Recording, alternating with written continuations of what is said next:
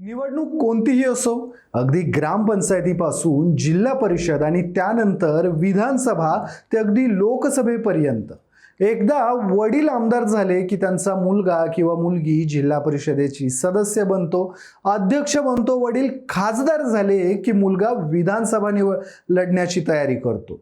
हे सगळं मी तुम्हाला आता पुन्हा एकदा अशासाठी सांगतोय कारण होऊ घातलेल्या विधान परिषदेच्या निवडणुकीमध्ये विद्यमान विधानसभेच्या आमदारांनी आपल्या कन्येला निवडणुकीच्या रिंगणात उतरवलाय. तो मतदारसंघ आहे रायगड स्थानिक स्वराज्य संस्था मतदारसंघ.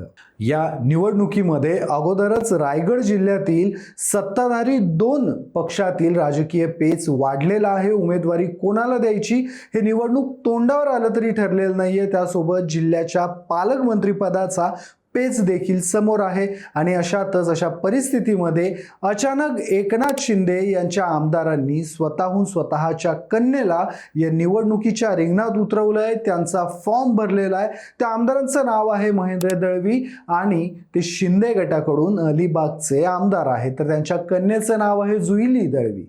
त्यामुळे जुईली दळवी यांचं नाव आता चर्चेत आलंय. कोण आहे ते जुईली दळवी हेच या निमित्तानं आपण समजून घेणार आहोत पुढच्या काही मिनिटांमध्ये.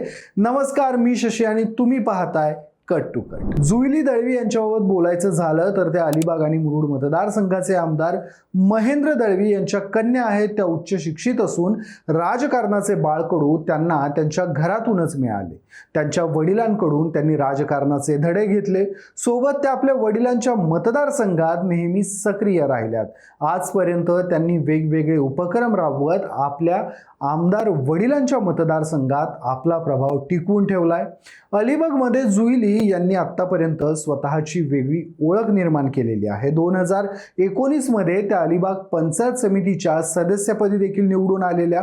आपल्या पंचायत समितीच्या सदस्य म्हणून काम करतानाच्या कार्यकाळात जुईली यांनी सरकारी योजना सर्वसामान्यांपर्यंत पोहोचवण्यासाठी आग्रही भूमिका घेतली होती. आपल्या कार्यकाळात त्यांनी पंचायत समितीच्या शेती विभाग किंवा समाज कल्याण विभागाच्या योजना तळागाळातल्या गरजू लोकांपर्यंत पोहोचवल्या. तिथंच आरोग्य विभागाच्या योजना अंतर्गत सर्वसामान्य आणि आर्थिकदृष्ट्या अल्प उत्पन्न गटातील लोकांना त्यांनी मोठी मदत मिळवून दिलेली. अलिबागमध्ये मिलिंद दळवी यांचं काम तळागाळापर्यंत पोहोचवण्यात जुईली दळवी यांचा मोठा हात आहे. आपल्या शिक्षणानंतर जुईली या खऱ्या अर्थानं आपले वडील आमदार दळवी यांच्यासोबत राजकीय कामकाजात तसेच सामाजिक कार्यक्रमात उतरल्या आणि आपल्या वडिलांना मदत करायला लागल्या. आज विधान परिषद निवडणुकीच्या निमित्तानं जुईली दळवी यांचं नाव पुन्हा एकदा चर्चेत आलेलं आहे. तेही अगदी अनपेक्षितरित्या, कारण या निवडणुकीमध्ये जुईली दळवींची एंट्री अगदी अचानक अनपेक्षितरित्या झालेली आहे. या निवडणुकीच्या जागेवरून खरं तर राष्ट्रवादी आणि शिंदे सेनेमध्ये अजूनही तूतू मैमे चालू आहे. त्यातही शिंदे सेनेच्या वाट्याला ही जागा आल्यानंतर भरत गोगावलेंचे पुत्र विकास गोगावले यांचं नाव शिंदे गटाकडून आघाडीवर होतं. मात्र महेंद्र दळवी यांनी अचानकपणे आपल्या मुलीचं नाव पुढे केलं आणि उमेदवारी अर्ज भरला. पण या निमित्तानं शिंदे गटातील आमदारांचा एकमेकांवर असणारा अविश्वास देखील या निमित्तानं पुढे आलाय.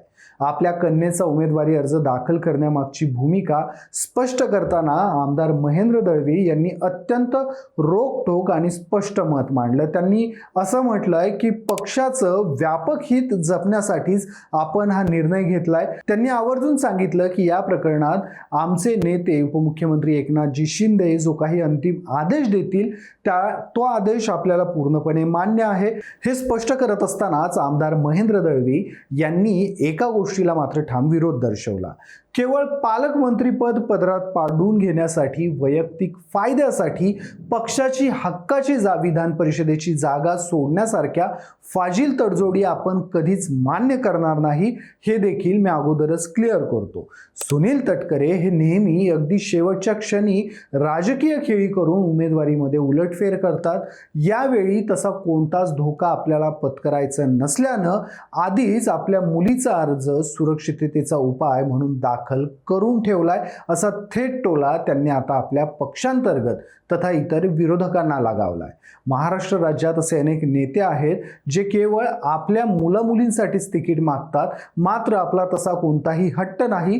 कोणत्याही सामान्य शिवसैनिकाला उमेदवारी मिळाली तरीही आपलं त्याला समर्थन असेल असं मत देखील महेंद्र दळवी यांनी या प्रकरणावर व्यक्त केलंय. खरं तर काही दिवसांपूर्वी आमदार भरत गोगावले यांचे पुत्र विकास गोगावले यांनी देखील विधान परिषद निवडणूक लढवण्याची इच्छा जाहीरपणे व्यक्त केली होती. मात्र सद्यस्थितीत मंत्री भरत गोगावले आणि सुनील तटकरे यांच्यात रायगडच्या पालकमंत्री पदाच्या वाटपावरून काही पडद्यामागं तडजोडी किंवा समझोता सुरू असण्याच्या चर्चांना उधाण आलेलं आहे आणि त्यामुळेच भरत गोगावले यांच्या वैयक्तिक फायद्यापोटी किंवा स्वार्थापोटी पक्षाचं नुकसान टाळावं म्हणून सावधगिरीचा उपाय म्हणून महेंद्र दळवी यांनी आपल्या मुलीला या स्पर्धेत पुढं केलं असल्याचं सध्या राजकीय जाणकारांकडून बोललं जात आहे. खरं तर एकच दिवसांपूर्वी माध्यमांना प्रतिक्रिया देताना महेंद्र दळवी म्हणाले होते, जर भरत शेठ गोगावले यांच्या मुलाला म्हणजेच विकासला या निवडणुकीमध्ये उमेदवारी मिळाली तर आपलं त्याला समर्थन असेल. मात्र आता त्यांनी अचानकपणे आपल्या मुलीचा उमेदवारी अर्ज भरलाय. थोडक्यात काय, जर भरत शेठ गोगावले यांच्या मुलाला उमेदवारी मिळाली असती तर महेंद्र दळवी यांनी आपलं समर्थन त्याला दिलं असतं. मात्र आता ज्या पडद्यामागच्या हालचाली कानावर येत आहेत त्यानुसार कदाचित रायगडच्या पालकमंत्री पदाच्या बदल्यात भरत गोगावले यांच्याकडून ही जागा सुनील तटकरेंच्या पदरात टाकली जाईल आणि या जागेवरून अनिकेत तटकरे हे पुन्हा एकदा विधान परिषदेसाठी लढतील. असं होऊन भरत गोगावले यांच्या वैयक्तिक स्वार्थापोटी पक्षाची जागा कमी होऊ नये म्हणूनच महेंद्र दळवींनी थेट रिंगणात उडी घेतल्याचं बोललं जात आहे. दिवसेंदिवस विधान परिषदेची ही जी निवडणूक आहे ती उत्सुकता वाढवणारी ठरते. तुर्तास तुमची या सगळ्या घटनाक्रमाबद्दल काय मतं आहेत? रायगड स्थानिक स्वराज्य संस्थांमधून विधान परिषदेवर कोण जाईल? जुईली दळवी, अनिकेत तटकरे की विकास गोगावले? आमदार महेंद्र दळवींनी पक्षहिताचं नाव पुढे करून घेतलेली भूमिका योग्य आहे का? सुनील तटकरे आणि भरत गोगावले या दोघांमध्ये खरंच पालकमंत्री पदावरून काही ठरू शकतं का? तुमची मतं मला कमेंटमध्ये आवर्जून सांगा. व्हिडिओ आवडला असेल तर व्हिडिओला लाईक करा, शेअर करा आणि अशाच राजकीय घडामोडी जाणून घेण्यासाठी कट टू कटला सबस्क्राईब करायला विसरू नका.